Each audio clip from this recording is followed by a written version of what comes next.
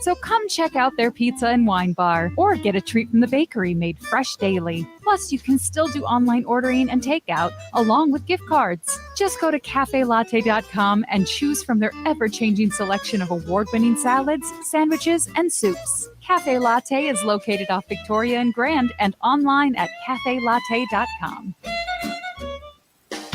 Hello, this is Ellie Krug with Ellie 2.0 Radio. Now my show will be on Saturdays from 10 to 11 and replayed on Sundays from 1 to 2.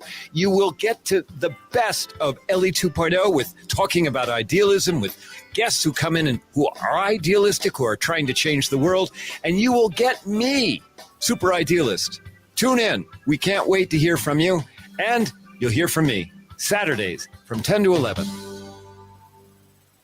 With a look at your AM 950 weather, I'm Patrick Lilia. An excessive heat warning is in effect. Clear tonight with a low of 79, then more hot and humid conditions Wednesday with a high of 97. Latunji's Palette is a social enterprise business built with purpose and fortified with love. Discover the best peach cobbler in the world at Latunji's Palette, 1400 Park Avenue South in Minneapolis. Visit the website at latunjispalette.com. Portions of the following program may be pre-recorded.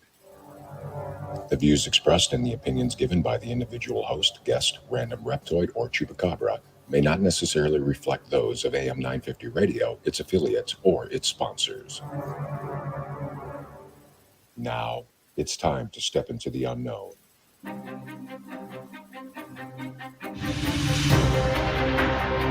There are things people experience but never talk about.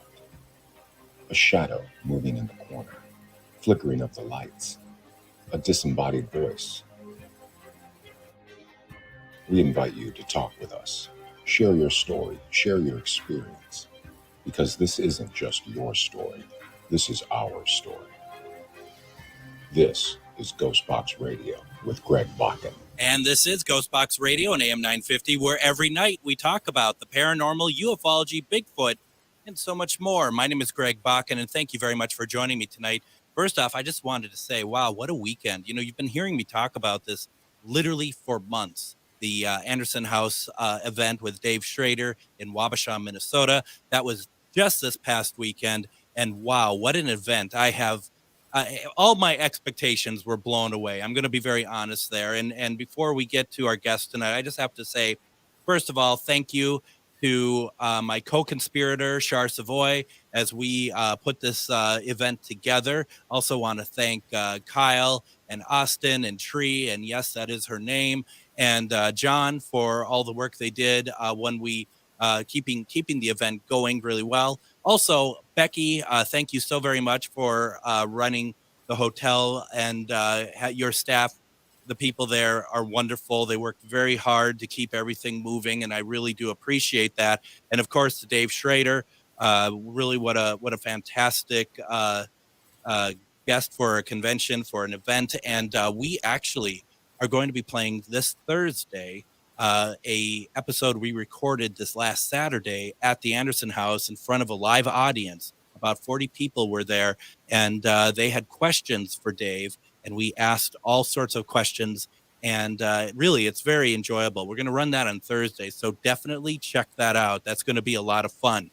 You know, this is something that I'm really excited to be able to talk about tonight. It's a film that I think we've all have seen. What we know about it, I have a feeling, varies from person to person. I've seen it mocked many times. I didn't even know that the film had a name. There's a lot about the film I didn't know, and that is the famous Patterson-Gimlin Bigfoot footage taken in 1967 of this creature walking bipedal across the screen.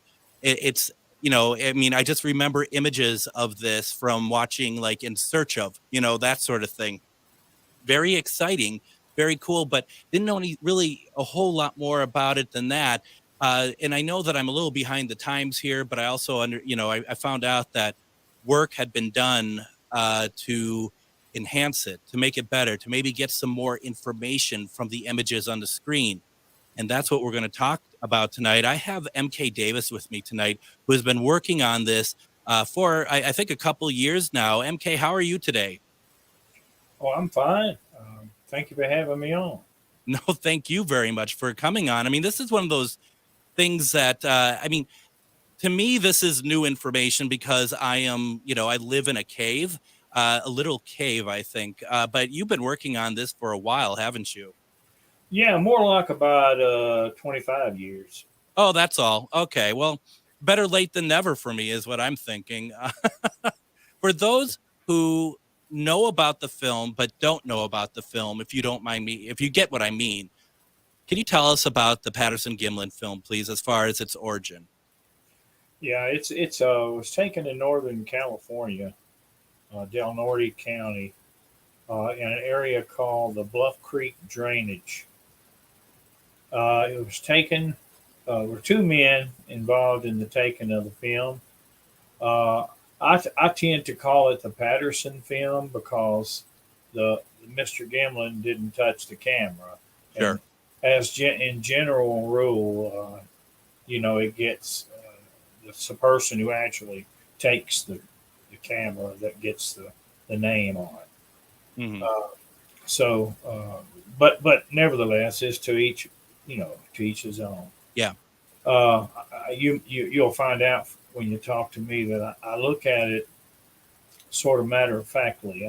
I'm not a folklorist or anything like that. I look strictly at the film itself to see what's on it, and if I can help the film garner details out of the film that would tell us one way or another if it's real or if it's not real. Just the facts. Now, when you got into all of this, did you have, and maybe you still, I don't know where you stand in terms of your belief into the creature in general. When you started working on the film in terms of trying to dissect it a little bit more, did you have any sort of preconceived notions of what you thought that was captured? Not really. I felt like if that there's kind of a general rule. I'm an astrophotographer. Mm-hmm. I take space photos, and when I got into this, it's because I saw a couple of really good frames from the original master that were so superior to anything that I had ever seen on television or in the theaters when it made a theater run. Mm-hmm. That I felt like that if you could improve it just 1%, the general rule is that you'll see 10 new things. Mm-hmm. And I felt like that the film might tell its own story. Sure. If you could improve it. And when I say improve it, I mean some of the lens defects can be improved on. Chromatic aberration, where it doesn't focus. Inexpensive lenses tend not to focus all the colors to one point. And you can actually use filtration and sharpen that up a good bit. And then bring everything to center with some stabilization.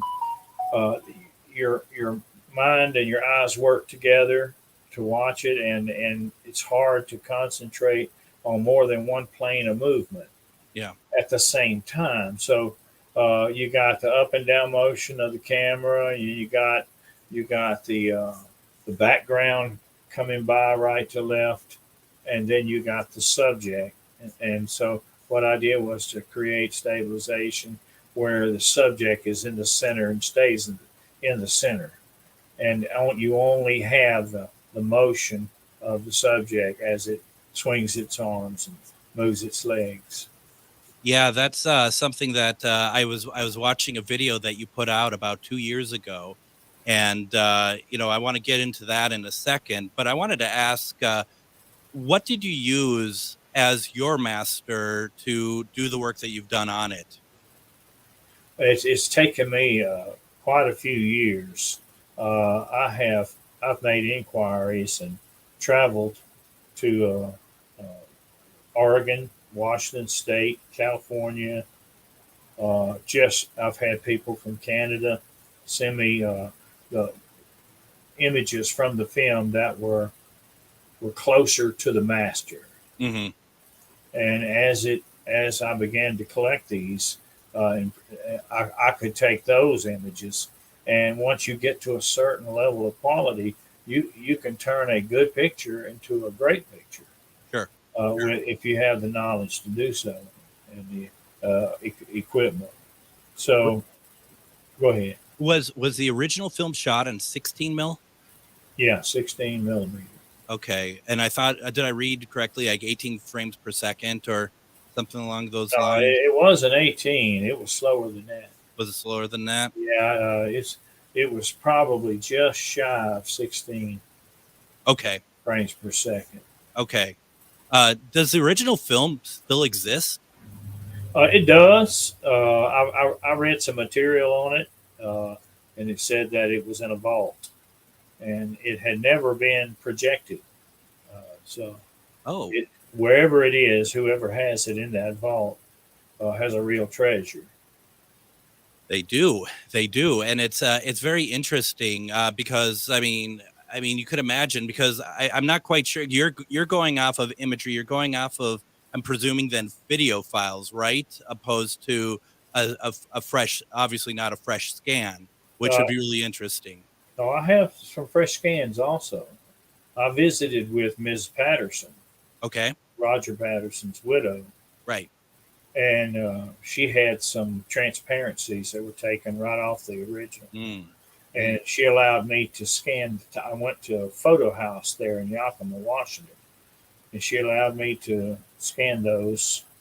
And then I have some others that were intended for publication, that they were internegatives were made, and paper Cibachrome prints made. And I have quite a few of those. And then I have a copy of I worked with a copy of the film for a couple of years. Mm-hmm. And then another copy was photographed through a microscope. And that was sent to me to work with. And I was able, they all have something to offer. You know, sure. Some may seem clear, but it may the color may not be quite as good, or one may be the color better, but just that type of thing. Some of them maybe the sandbar shows up better, and maybe not so much in another. It's when you break something down forensically. It's not just entertainment. You're looking for details. So you start to collect all of the images that you can get. If you get a paper image from 1967, it's probably going to be yellowed. The paper will turn it yellow color. Right. And so you're going to have to correct for that to get it back to its vibrant color. And if you get some of the other, the transmission images, the film, it tends to turn reddish. The plastic, the color, that dyes are okay, but the actual plastic will turn color. So you have to try to correct for that, and then you're trying to produce something that's really that will stand out. And I think a good photographic term would be to pop. Mm-hmm. To really see all the details. I was really surprised when I first stabilized it. I filtered it to get chromatic aberration corrected. And so I saved the images in black and white. So when I put them in an animator, it was 2 or 3 o'clock in the morning, mm-hmm. and I hit preview, and I was shocked myself at just what I was seeing on that film. When you hold that subject steady, you see the minutia. You see the clavicle under the skin move up and down, and things like that. Things that you recognize from everyday life. That these were biomechanics, not a suit. So I was prepared for if I saw a zipper, that would be fine with me. But that has not been the case. The face, her face, which for those who don't know, that creature is female, and if I'm not mistaken, she's been named Patty, right? Well, I mean, it just that name. That's stuck. What they stuck, yeah. But seeing her face in your video, and we're going to go to break in a couple minutes here, but seeing her face in the video just really, to me, was an immediate, like, there is no way. I know you looked at everything else to do with her movement and the muscle structure and stuff, but her face, to me, was like, this is no mask. This is no suit. This was absolutely an eye-opener for me, looking at that. Yeah, well, me too. I mean, it's just incredible. I mean, just the look on her face, looking back at the camera, and it's mesmerizing. Even watching her walk, and watching her just seeing the movement and looking to see if I could find anything. I mean, I don't know anything about this stuff, but anything that I could see that'd be like, oh, well, that you can explain this away and that away. And that's pretty incredible. Well, there's been some recent progress when it comes to her face. There was a gentleman from Oklahoma by the name of Todd Gatewood, who got in touch with me, and he said he had some processes that he wanted to try, and I had the single best image from the film, and I sent that to him to let him try it out. And when he got through, I was just mesmerized by it. The face, even you could see individual hairs on her head. Yeah. The eyeball, you could see the cornea in there, and all kinds of details like that. It was just incredible.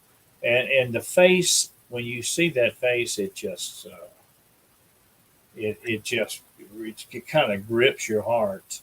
It does. Now Todd is watching tonight. Hi, okay, Todd. Good. Nice to watch you. Let's do this though. Let's go ahead, and we're going to take our first break. What we're going to do, we have so much to talk about. If you have questions about anything that MK Davis is talking about, this is so fascinating, and it's really cool to break this down. We're talking about the Patterson-Gimlin film. You're listening to GhostBox Radio on AM 950. Reach your highest level of consciousness and well-being with MetamorphosisConnections.com. MetamorphosisConnections.com is an online directory of the best holistic and metaphysical practitioners to help you make your most informed choices. You can search MetamorphosisConnections.com for classes, events, wellness and life coaches, plus metaphysical products and shops. You can also search for a wide array of healers from all modalities, including EFT, sound healing, energy healing, light therapy, ancestral healing, shamanic healing, reflexology, past life regressions, hypnotherapy, yoga, and more. And if you're not sure where to start, the search feature on MetamorphosisConnections.com is tailored to help both those who know what they are looking for and those who are just starting. Come explore the possibilities for your higher self by visiting MetamorphosisConnections.com.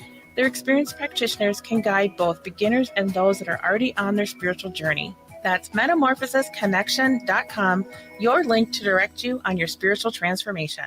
This is Robert Pilot of Native Roots Radio presents I'm Awake, weekdays at 5 p.m. On our show, you'll hear about Native issues like treaties, protecting Mother Earth, and holding our elected officials accountable. Weekly correspondents like Dr. Stately, State Senator Mary Kunesh, Robert Lilligren, and Bob Blake update us with the latest news from Turtle Island. Native issues are human issues, and human issues are Native issues. Listen weekdays at 5 p.m. or watch the show on Native Roots Radio social media accounts. Ho-wah! Hi, everyone. Listen to my show, The Matt McNeil Show, weekday afternoons at 3 p.m. on AM 950, the progressive voice of Minnesota. Every day we talk about politics, celebrating the Democrats taking control of Minnesota. But we also talk about a lot of other things, too. Parenting, sports, the arts, music. If it affects you in Minnesota, we'll talk about it. Plus, we have a lot of regular guests giving you national and local insight on the issues affecting you. Weekday afternoons, it's The Matt McNeil Show, 3 to 5 p.m. on AM 950, the progressive voice of Minnesota. I'm Candy Brothel. I'm Elizabeth Sullivan. And I'm Kelly Wagner. Energize yourself with AM 950's Sunday Shine Radio from 10 a.m. to 1 p.m. Sunday Shine Radio radiates wellness, consciousness, and curiosity. Join me, Candy Brothel, for Green Tea Conversations at 10 a.m. Exploring Sovereignty with Elizabeth at 11 a.m. And the Being Curious Show at noon. Our lineup focuses on igniting your own self-discovery and personal wellness. Tune in every Sunday for Sunday Shine Radio from 10 a.m. to 1 p.m. And let us guide you on an inspirational journey each week. You know, as I said in the last segment, that I was watching MK Davis's video about this wonderful film and the work that he's been doing on it. Then I went down a rabbit hole and I started watching, before I left my home to come here, I started watching other videos about sightings and what some of these sightings are, and some of them not, very obviously not real. And then, of course, some of them, they're scaring the you-know-what out of me. And I have to still get in my car, which is in my home is in a wooded area. Then I'm coming out here, which is in a wooded area. And I'm just like, no, this is faint of heart. I'm just already like, this is already too much. It was, it doesn't take much, MK Davis. I don't know. We have MK Davis with us, and he's been doing a lot of work on the Patterson-Gimlin film. The famous Bigfoot film that was shot in 1967. Also, like we said last segment, you had mentioned that Todd Gatewood was helping you, came to some conclusions.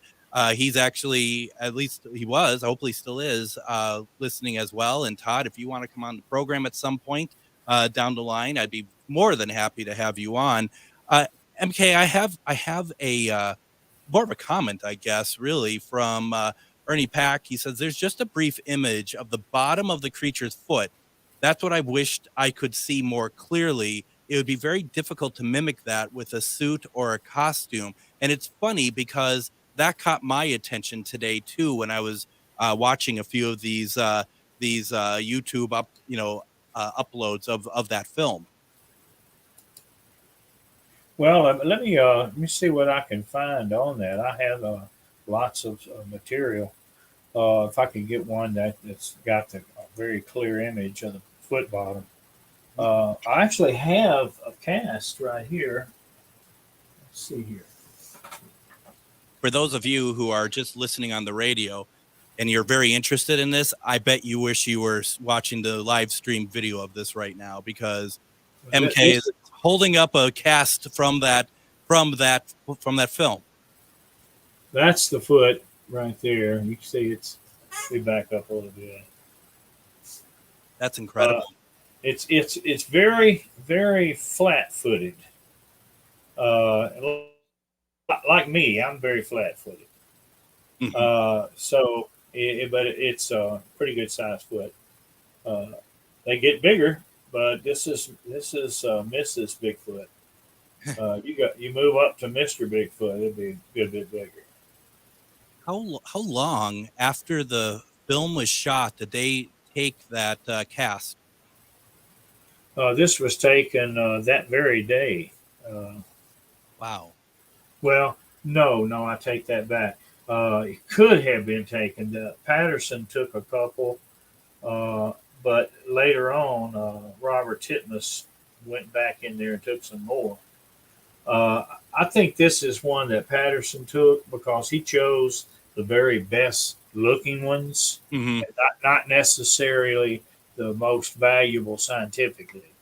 The ones with the flexion, at the bottom of the foot, bending and moving, even though they weren't as aesthetic, they were still they didn't look as good as this one. So so they picked those up later. Some other people that came in there and did that.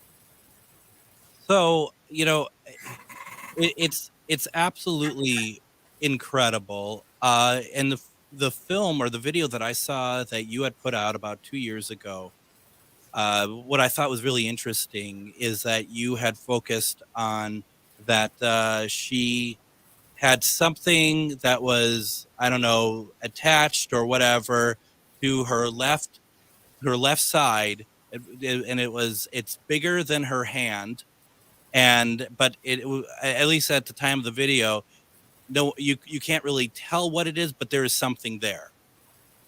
Yeah, I found it in four places in the film. It's in one place where it comes back far enough, you can see that it's not being held by the left hand, it's being steadied by the left hand. It's suspended on a lanyard around her neck. Sure. And you can see that in several of the Chrome prints. They're pretty good quality. You can see it. So whatever she's got there on her left side that she holds, he keeps it from swinging with her left hand. You don't have but a minute of film, so you're trying to extrapolate all you can from it. When I find something like that, I publish it. People can make of it what they want, but it's there. Yeah. It follows along with her, and it's conjecture to try to figure out what it is, I guess, in a sense. But you got to wonder, is it some kind of satchel or something, and is that like a look at the inner workings of their society in some ways? If she's out with something, and perhaps that she needs something to put other things in or something. I don't know. Well, in days of yore, they had what they call a parfletch. And it's just basically it's kind of a pouch. It could be a pouch. It could be just something you fold. You put your things in it and you fold it and tie it up. Or it could be a satchel, like you said. Yeah. Still a parfletch. It's for your things, which whatever she had was fairly heavy because the way it swung, on the left side in relation to her steps. And she was constantly having to correct it and hold it. She was trying to keep it on the opposite side of her body.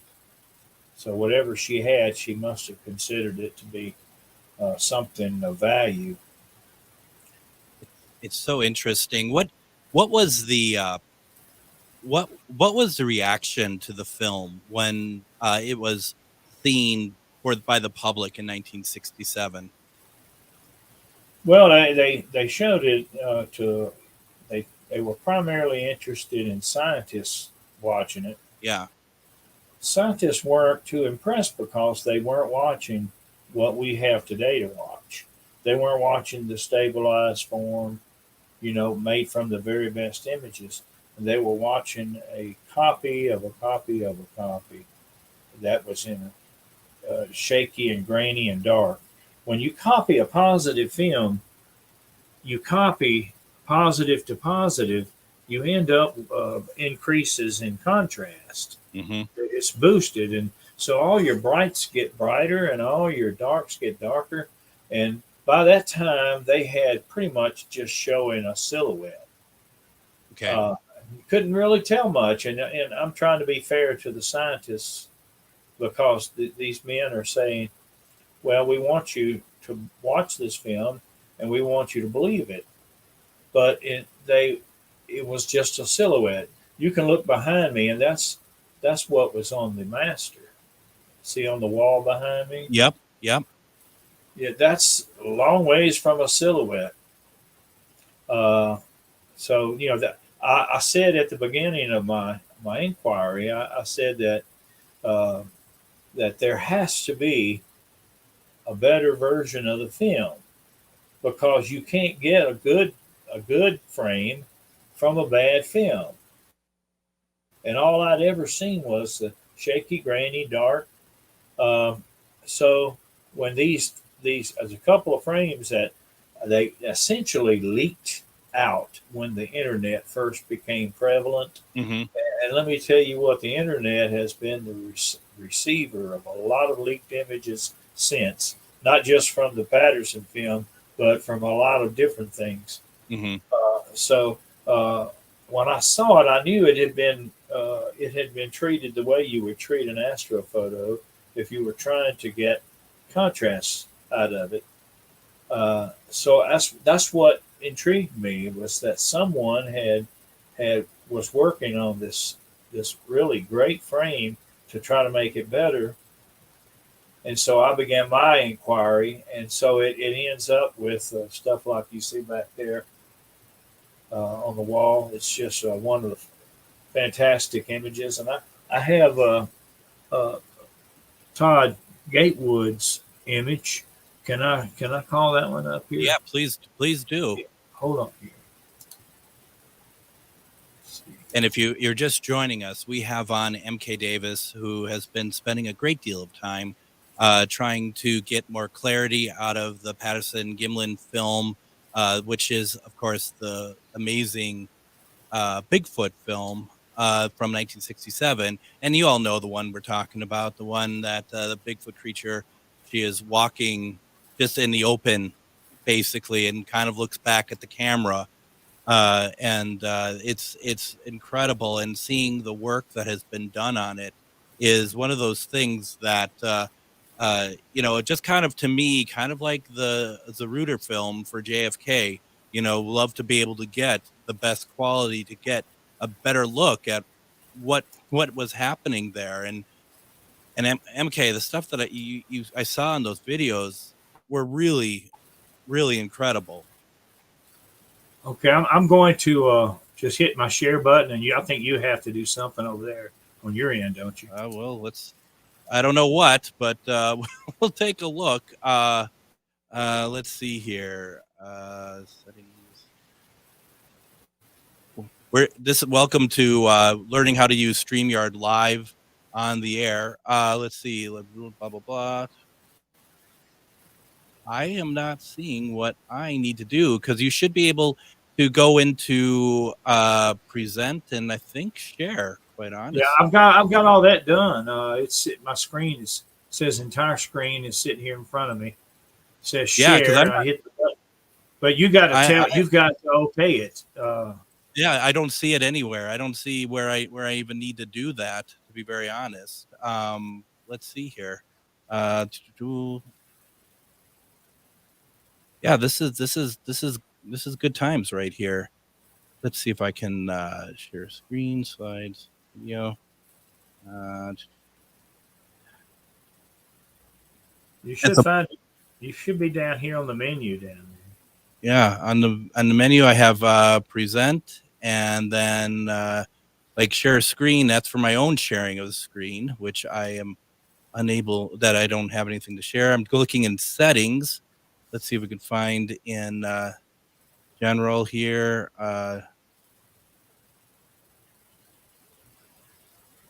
Yeah, unfortunately, I'm not seeing what I need to do on here, and I apologize for that. That's okay. Maybe I can send you something through the messenger, and sure. then you can put it up. Sure, I can. I have the same picture, but I have it with a watermark on it. So let me find that one. All right. So what we're doing, I mean, and that's the fun thing about this, folks, is that we're able to take a look at some of these amazing imageries. And once again, for those of you who are listening on the radio, this is where you'll want to go seek out. Go to GhostBox Radio with Greg Bakun on Facebook. If you're not able to do it while we're doing it live, go back and rewatch, and you'll see some of this imagery that we are going to be showing here in a second. It's really, really, very cool stuff, I have to admit.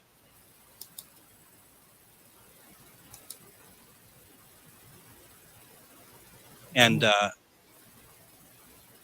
okay, I got that. I got the watermark. Okay. All right. All right. And it'll take me a second because I need to send it to a different computer, because it's never easy, MK Davis. It's never easy just to send it to where I'm at. Okay. Oh, yeah. Look at, holy cow. That's. Now, wait till you get at that up full screen, then you'll almost choke. I mean, Yeah. it's so good. I'm going to take a quick. I'm going to send it to my station computer right now. It's going to take me just a second here, as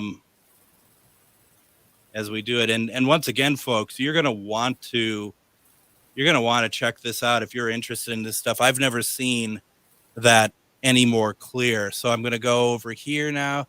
I got to tell you all what I'm doing step by step, because otherwise it'll just be quiet as I'm trying to figure it out. And this is really something. Let me get here. And of course, every station computer is very slow. I have never seen anything like this before. I'm going to be very honest. Well, before Todd came along, I had neither. I was so amazed at, and I what I did was to superimpose it over the image that I sent him to make sure nothing was added to or taken away, and it absolutely wasn't. Are you ready for me to share? Yeah. Here we go. We're going to be in the background because it needs to be kind of reset, but here it is. And that is from the film. That is from the film. That's just how good the original film was. It was, when you have a good photo, you can turn it into a great photo with his process. But you cannot take a bad photo and do this. No. So you have to get something to work with that's good already. That is incredible looking. You could see the why don't we do this? I'm going to leave it up here for people to look at during the break. For those of you who are listening on the radio, when we come back, we'll go through very much the detail of what we're looking at here, because this is just too incredible. Let's take a break. When we come back, we're going to finish our conversation talking about this film, talking about this image that we're looking at right now of the Bigfoot that was taken in that Patterson-Gimlin film in 1967. You're listening to GhostBox Radio on AM 950. If you own a holistic or metaphysical business and are looking to expand, then you need to be listed on metamorphosisconnections.com. It's a network where you can grow with like-minded practitioners and reach new clients. Metamorphosisconnections.com is an online directory you need to list yourself and your business. Our platform makes it easy for you to create listings of your products and services, and you can also choose to list your classes, events, and so much more. Metamorphosisconnections.com helps you create weekly and monthly promotional ads targeted towards your potential clients and promotes them for you via social media and newsletter. There are clients searching for your specialty right now. Let us help them find you. Start your listing today so you can share your own unique gifts and talents by finding the level of membership that best fits your needs. Let us help you reach your clients that are searching for what you do. Visit metamorphosisconnections.com and sign up today. Hey, it's Patrick for Zero Res, my cleaning heroes. Did you know as many as 1 in 5 Americans suffer from allergies caused by particles found in the air in your home? If you or anyone in your family suffers from allergies or asthma, or you just want cleaner, healthier air, Zero Res can help with their air duct and dryer vent cleaning service. The Zero Res 12-step professional source removal process guarantees your home will be cleaned to the highest standards. Not only will an air duct cleaning help this allergy season, but you will enjoy less dust, lower energy bills, and your home will stay cleaner longer. It's back to school time, so there's no better time for a fresh start than right now, and that's why Zero Res is taking $100 off air duct cleaning services through the rest of August. Call 9520-RES or go to zeroresminnesota.com right now and ask for the AM 950 special. Spell it backward or forwards, it's the same. Zero Res. With a look at your AM 950 weather, I'm Patrick Lilia. An excessive heat warning is in effect. Clear tonight with a low of 79, then more hot and humid conditions Wednesday with a high of 97. Latunji's Palette is a social enterprise business built with purpose and fortified with love. Discover the best peach cobbler in the world at Latunji's Palette, 1400 Park Avenue South in Minneapolis. Visit the website at latunjispalette.com. And join us tomorrow on GhostBox Radio with Greg Bakun. We're going to have on author Joseph Stewart as we look at his book, Demons, A Secular Look. That's going to be a great conversation. As I mentioned at the top of the program, Thursday, we're going to have question time with Dave Schrader. It's going to be a special episode that we had recorded this last Saturday at the Wabasha event at the Anderson House. It was quite the fun time. It's quite a fun episode. So even though it's not a live show that night, it's never been played before publicly, and I think you're going to enjoy it. And then Friday is Casual Friday, but we have special guest Patty Vasquez. She does a show right after mine, Driving It Home with Patty Vasquez. It's really exciting to have her on. She's a great person, and we're going to find out if anything paranormal has happened to her. So that is something to look forward to. But boy, we're having a fantastic conversation with MK Davis. We've been talking about this Patterson-Gimlin film. And this image that MK has sent to me that was actually provided to you by Todd Gatewood, this is really something else. And the more I was looking at it, MK, is that the facial structure, the nose and the eyes in particular, those are incredible. Well, they match pretty well to what eyewitness accounts from people who have seen them up close in daylight. Yeah. Have said. And one of them, there was a lady who she was camping, and she had just gotten into camp and had to use the restroom, and she stepped out away and got into this little opening there, and it had a lot of ferns and stuff, and she was relieving herself, and she heard something, and she looked across the little clearing, and this Bigfoot was walking straight toward her. And she stood up, snapped her pants, and the Bigfoot walked within 15 feet of her. Mm-hmm. She said it never turned its head toward her. It just cut its eyes at her. And she says that was the most outstanding thing about it was it was the eyes were just fabulously beautiful.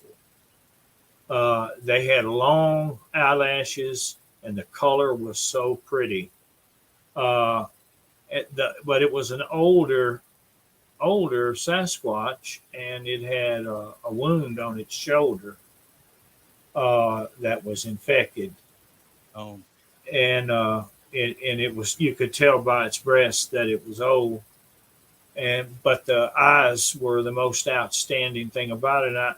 I think you'll agree that this one right here has some outstanding eyes. Look at the length of the eyelashes. Totally. And there's so much life in those eyes. It's incredible. Yeah, right. It is. I agree. It's worlds collided on that day. Yeah. Her world and their world and our world all intersected. Do you have any possible thought or theory how long they live for? A lifespan? I really don't know. I really don't. It's it would require being able to follow one for its life, to see. I know that their physique is such. It's very different from us. As when I say us, I mean modern man. Yeah. It is so massive and dense that what I've been able to determine that a cubic inch of Sasquatch flesh would weigh about double what a cubic inch of our flesh would weigh. Makes sense. And it has all the appropriate organs and things to support that kind of fibrous muscle. That would mean the heart and the lungs and vascular system. And the reason why I ask is because I just wonder, and obviously I know you can't answer. It's more of just a question out loud. Is wonder if she's still alive. Well, I personally was not around back then, and I don't live in that area, but I have some testimony that seems to indicate that she perhaps is not. Oh. So I'll just leave it at that. Sure. But it would require a lot of explanation. But for that day, for that moment, the life that's in her, you can see it. You can see it in her face. When someone's eyes, you can almost read them. I mean, to me, it just looks like a mother. Yeah, I agree with that. Now, am I correct in understanding that the reason why Patterson did not follow her any further was that he was afraid that there were more waiting for him down the path that she was walking? Well, he wasn't just afraid of it. He knew it. He knew it. Yeah. There had been a party of 7 of them that had been together up on top of the mountain up there and had been split up. And Patty, the one they call Patty here, and I guess her husband and a small one came down that way to the drain, to the Bluff Creek itself. And by the time that you see the film here, you don't see the other 2. So he knew that they were there. He just didn't know where. Getting Mr. Bigfoot mad at you probably wouldn't be too smooth. Well, and it makes me wonder if, and I mean, this is me watching too many like thug films and stuff. It's like they had her walk over there as sort of like to draw them Patterson-Gimlin over there so that they could, either scare them off or whatever else. I don't know. If she was used almost as bait. That's a good way of looking at it. I assume that she's got a good bit of smarts to her. Yeah. Now, as far as the entire story as how it could be put together, that there began 7, they split up, and then they ended up with just getting her on film. Now, whether it was her Mr. Bigfoot or maybe one of the other 7 that he was afraid of, I don't know. Yeah. Wow. It's incredible. I mean, and just the fact that by the time that film was taken, they had already been seeing them quite a bit in, like you said, swinging in the trees and whatever else, that they were not shy that day, were they? No, as far as the Bigfoot, yeah, I don't know about swinging in the trees. Where did I hear that? I thought you said that earlier. I apologize. Yeah. Well, I'm gonna tell you, she's pushing 1,000 pounds. Yeah. It would be very many trees that could handle that weight. Yeah, a small one. A child probably could go up a tree. Yeah. But I wouldn't think her. I think that she would be just trying to walk away. Well, and it makes sense as what you say, because we see it. We see either the nests or the warning areas that the trees are bent, right? That they're bent into shapes and not broken a lot of times, but actually bent. And I mean, that's that sort of power that's pulling like that sort of weight that has that strength to pull them. Yeah, I've seen like a 3 or 4 inch tree just snapped off. Yeah. And then I've seen a tree darn near that size pull up by the roots. Mm-hmm. Mm-hmm. The root ball and all gone. We were. I was in the Kentucky, Indiana area, and we saw stuff I've never thought I would see in my life that was along those lines as well, with trees just being bent and turned into like a structure of some kind. I've never seen anything like it before, and it just defies explanation in a lot of ways. Well, when it comes to the Patterson film, you're looking at a very complicated scenario, Mm-hmm. and the story itself, the story itself leaves a lot to be desired. If you look into the nuts and bolts of the story, the storyline that they tell to explain the film is very inadequate. Okay. So something else occurred there besides what they said. And so I know a good bit about it, but we just don't have time to get into it. In 1 hour. You just have to kind of. It would take it's voluminous, but that's kind of the way it is. Well, it sounds like a book that needs to be written, doesn't it? Well, probably so. It's not easy to call the film's maker, a storyteller. Yeah. But I'm satisfied the film is real, but I'm just as satisfied that their story is not. Mm-hmm. Mm-hmm. It's not real. It's not authentic. Something else occurred. I know that they were down there past November. Okay.